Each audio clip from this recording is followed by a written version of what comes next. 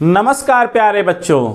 तो दोस्तों, जो हमारा हिंदी का सीरीज चल रहा है दोस्तों, जिसमें हम मॉडल पेपर समझ रहे हैं, तो आइए ध्यान देते हैं मॉडल पेपर का लेक्चर नंबर 3, सामान्य हिंदी कक्षा 12 लेक्चर नंबर 3 दोस्तों। तो दोस्तों, तीसरे लेसन में हमें पढ़ना है, तीसरे लेक्चर में क्वेश्चन नंबर 6 से और क्वेश्चन नंबर 11 तक। तो दोस्तों, क्वेश्चन नंबर 6 में कह रहा है कि बहादुर अथवा पंचलाइट अथवा ध्रुव यात्रा, बहादुर, पंचलाइट और ध्रुव यात्रा कहानी के उद्देश्य पर प्रकाश डालिए। तो दोस्तों, जो एक किताब होती है हिंदी की, उसमें सारांश होता है, जिसमें कहानी होती है, उस कहानी का नाम है बहादुर, पंचलाइट और ध्रुव यात्रा।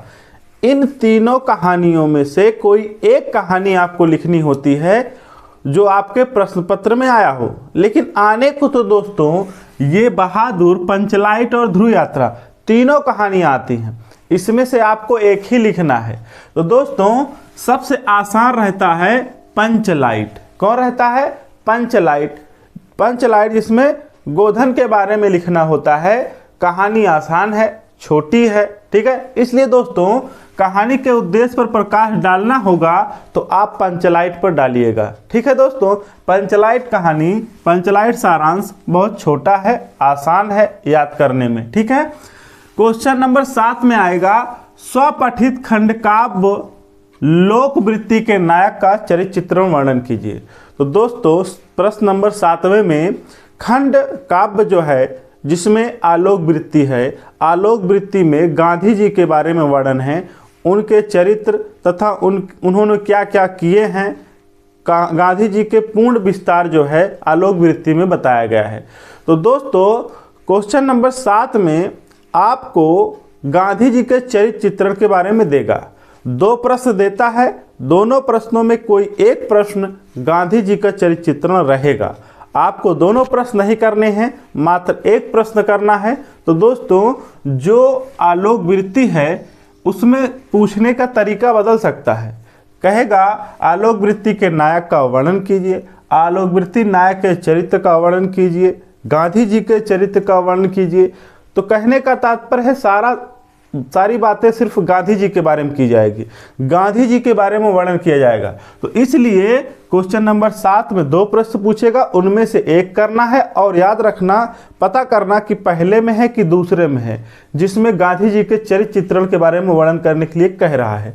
तो गांधी जी के चरित्र चित्रण के बारे में वर्णन करने के लिए निश्चित है 100% है आएगा, ठीक है दोस्तों। अगला प्रश्न कहेगा क्वेश्चन नंबर 8 में का और खा करके आता है। तो का जो है और खा जो है, ये जिस प्रकार हिंदी के गद्य और पद्य थे, उसी प्रकार हिंदी में संस्कृत के गद्य और पद्य होंगे। तो जो गद्य होगा उसमें हमें क्या करना है? ससंदर्भ हिंदी अनुवाद। आपको संदर्भ लिखना है, संदर्भ लिखने के बाद उसका हिंदी अनुवाद भी करना है दोस्तों। संदर्भ लिखने के बाद क्या करना है? हिंदी अनुवाद लिखना है। लेकिन हमें पता होना चाहिए कि किस पाठ से आया है, तभी तो उसका हम संदर्भ लिख पाएंगे। तो कैसे पता चलेगा कि किस पाठ से आया है? तो दोस्तों, यहाँ पर पाठ जो है नीले रंग से लिखा गया है, और उस पाठ से अगर सारांश आता है तो हम कैसे पता करेंगे कि कौन से पाठ से आया है? तो इसके लिए आपको 2-4 शब्द याद रखने होंगे। जैसे अगर मान लीजिए कि भोजस्योदार्यम, भोजस्योदार्यम नामक पाठ से अगर आया है, भोजस्योदार्यम नामक पाठ से अगर आया है, तो उसके सारांश में भोजम शिव भोजः, भोजम शिव भोजः, इन 3 वर्डों में से, इन 3 शब्दों में से कोई एक शब्द उस सारांश में जरूर होगा, ठीक है दोस्तों। तो हमें पता चल जाएगा कि ये सारांश भोजस्योदार्यम से आया है।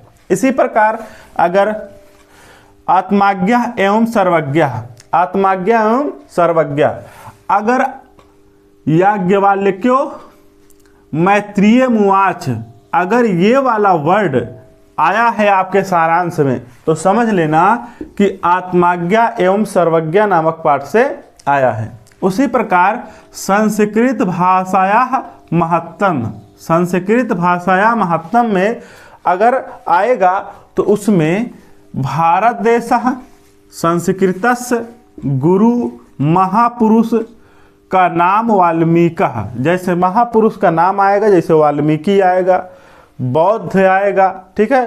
तो अगर इन लोगों का नाम आता है या गुरु शब्द आता है या संस्कृत से आता है या भारतवर्ष से आता है तो समझ लेना कि संस्कृत भाषायाम महत्तम नामक पाठ से आया है दोस्तों, ठीक है। इसी प्रकार नृत्य जातकम में अगर आएगा, नृत्य जातकम नामक पाठ से अगर आएगा तो उसके सारांश में हंस, हंसराज, हंसम नामक ये 3 वर्ड में से कोई एक वर्ड उसके सारांश में होगा, ठीक है। उसी प्रकार क्वेश्चन नंबर 8 के खा में जो श्लोक होता है उस श्लोक में से कैसे पता करेंगे तो दोस्तों सुभाषित रत्नानि, सुभाषित रत्नानि।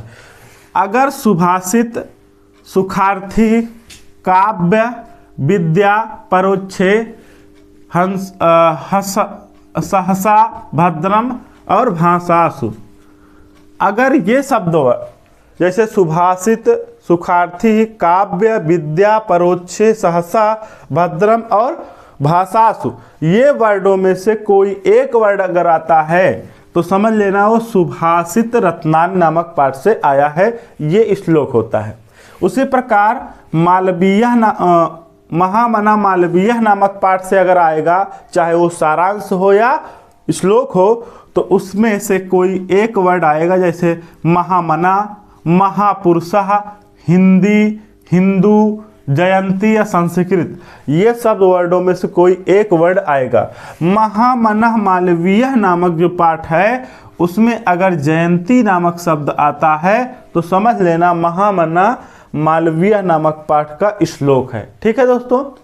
तो इस तरीके से हम संस्कृत के गद्य और संस्कृत के पद्य में पहचान लेंगे कि कौन सा पाठ से आया है, ठीक है। फिर उसका संदर्भ लिख लेंगे और अनुवाद। आपका संदर्भ सही है तो अनुवाद में अगर कोई कमी भी हो जाती है तब भी आपको नंबर नहीं कटेगा। आइए ध्यान देते हैं क्वेश्चन नंबर 9। कह रहा है कि मुहावरे व लोकोक्तियों, अगर मुहावरे व लोकोक्तियाँ आता है तो आपको क्या करना होगा। जैसे मान लीजिए यहाँ पर दिया है, कह रहा है 1 नंबर में आँखों का तारा होना। आँखों का तारा होना का तात्पर्य होता है कि बहुत प्रिय होना। आपको लिखना पड़ेगा पहले आँखों का तारा होना, फिर उसके आगे वाक्य लिखना होगा बहुत प्रिय होना, फिर उसके बाद हेडिंग डालना होगा वाक्य प्रयोग। जैसे मान लीजिए श्रवण कुमार के माता पिता के लिए श्रवण कुमार आँखों का तारा था, ठीक है, यानी बहुत प्रिय हो जाना, किसी के लिए बहुत प्रिय हो जाना। या मान लीजिए मोहन जो है अपनी माता के लिए बहुत प्रिय है, ठीक है ना, आँखों का तारा है। क्वेश्चन नंबर मान लीजिए इसी में अगर आता है घी के दिए जलाना। घी के दिए जलाने का तात्पर्य होता है कि बहुत ज़्यादा प्रसन्न होना, बहुत ही खुशी होना।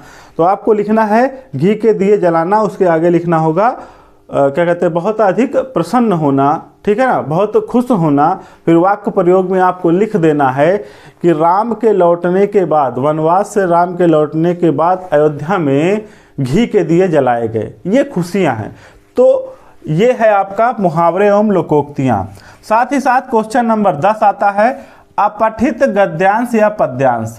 भैया अपठित का तात्पर्य है कि जो पढ़ा ना गया हो, अर्थात आपके किताब में ना आया हो, आपके बुक में ना हो, ठीक है ना, आपके बुक से हट करके अगर कोई पैसेज देता है तो वो अपठनीय होता है, बिना पढ़ा गया होता है। तो कह रहा है अपठित गद्यांश से या पद्यांश में से आएगा और उसमें 3 प्रश्न दिया रहेगा। उन तीनों प्रश्नों को आपको उसी गद्यांश या पद्यांश में छांट करके समझ करके आपको उत्तर देना होगा, ठीक है दोस्तों। आइए देखते हैं क्वेश्चन नंबर 11। क्वेश्चन नंबर 11 जो है उसमें का करके पूछेगा, ठीक है ना, और खा करके पूछेगा, गा करके पूछेगा, घा तक पूछेगा दोस्तों। तो कह रहा है कि क्वेश्चन नंबर का में, जो क्वेश्चन नंबर आपका का है, का में पूछ रहा है कि शब्द युग्मों का सही चयन। शब्द युग्मों का सही चयन मतलब 2 वर्ड देगा, उन वर्डों को आपको बहुविकल्पी में देखना होगा कि कौन सा वर्ड किसके साथ मिल रहा है। जैसे मान लीजिए कह दिया जाता है श्रवण और श्रमण, श्रवण और श्रमण, इन दोनों का अर्थ क्या होता है और ऑप्शन ए, बी, सी और डी इनमें से आपको छांटना है। तो दोस्तों श्रवण माने क्या पाप होता है, श्रवण माने क्या पुण्य होता है। अगर होता है तो ये सही, लेकिन होता नहीं है। और श्रवण माने क्या होता है सज्जन, और श्रवण माने क्या होता है दुर्जन, होता है नहीं होता है। ये भी ऑप्शन क्या है गलत है। ठीक है दोस्तों, क्वेश्चन नंबर सी पे कह रहा है श्रवण माने होता है कान और श्रवण माने होता है भिक्षु। तो दोस्तों ये ऑप्शन सही है, क्योंकि श्रवण माने होता है कान और श्रवण माने होता है भिक्षु। तो ये वाला ऑप्शन सही है, लेकिन सामन और परिश्रमी नहीं होता, इसलिए ये क्या है ऑप्शन गलत है दोस्तों। अगला कह रहा है खा नंबर, क्वेश्चन नंबर 11 का खा कह रहा अनेकार्थी शब्द। अनेकार्थी मतलब होता है अनेक शब्द लिखना, यानी कोई शब्द दिया रहेगा उसका पर्यायवाची लिखना होगा, अनेक शब्द लिखना होगा, पर्यायवाची लिखना होगा। तो कहेगा कि अग्नि का अनेक शब्द लिखिए, तो अग्नि माने होता है आग, तो हम इसका पर्यायवाची लिख लेंगे। आग होता है, हुतासन होता है, पवक होता है, पावक होता है, ठीक है ना, बाहुल्य होता है, सूर्य होता है, ये सब अग्नि है, ठीक है ना। उसी प्रकार पूछेगा नीर का आपको अनेकार्थी शब्द या पर्यायवाची लिखना है, तो नीर मीन्स होता है पानी, तो आपको लिख सकते हो पानी होता है, जल होता है, साथ ही साथ प्राण होता है, ठीक है ना, आप लिख सकते हो। ठीक है, इसी तरीके से क्वेश्चन नंबर 11 का ग में पूछेगा अनेक शब्दों के लिए एक शब्द, यानी वाक्यांश, मतलब एक बहुत बड़ा सा वाक्य होगा, उस वाक्य को आपको एक ही लाइन में, एक ही शब्द में आपको कहना होगा पूरे वाक्य का अर्थ। ठीक है, तो जैसे पूछ लेता है दोस्तों, यहाँ पर पूछा है जो ईश्वर में विश्वास करता है, तो भैया जो ईश्वर में विश्वास करता है एक बड़ा सा वाक्य हो गया, तो उसका अर्थ क्या होगा, तो जो ईश्वर में विश्वास रखता है उसे हम आस्तिक कहते हैं, जो ईश्वर में विश्वास रखता है उसे हम क्या कहते हैं आस्तिक कहते हैं, और जो ईश्वर में विश्वास नहीं रखता है उसे हम नास्तिक कहते हैं। तो मतलब एक बड़े से वाक्य का हमने एक छोटे से ही शब्द में पूरा हटा दिया। उसी तरीके से पूछ लेता है जानने की इच्छा रखने वाले को हम क्या कहते हैं, तो अनेक शब्द हैं, इसे एक शब्द में लिखना है, तो जो जानने की इच्छा रखता है उसे हम जिज्ञासु कहते हैं। क्या कहते हैं दोस्तों, जिज्ञासु कहते हैं।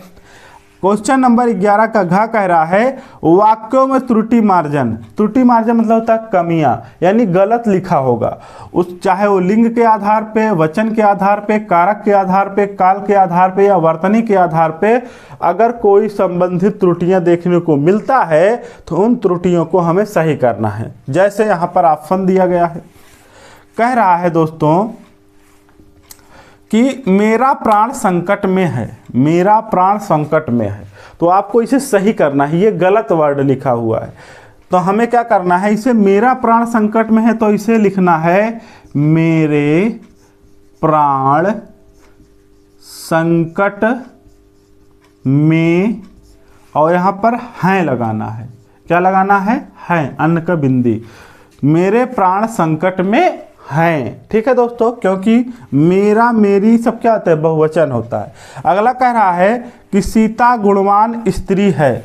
अब सीता गुणवान स्त्री, तो हम इसे लिखेंगे सीता,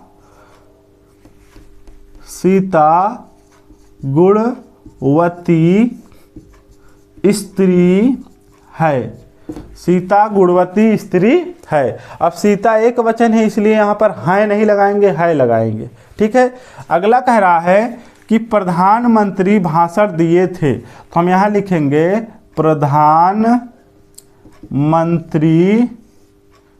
भाषण, भाषण, ठीक है ना, यहाँ भाषण लिखा है, यहाँ भाषण दिया था लिखेंगे। ठीक है दोस्तों, प्रधानमंत्री भाषण दिया था।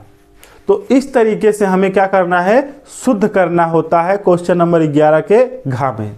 तो दोस्तों हमने क्वेश्चन नंबर 6 से 11 तक कवर किया है, अब इसके आगे का अगले वीडियो में हम कवर करेंगे। तो दोस्तों ये वीडियो कैसा लगा, अगर अच्छा लगा तो लाइक, सपोर्ट और शेयर करें। Thanks for watching this video. जय हिंद, जय भारत।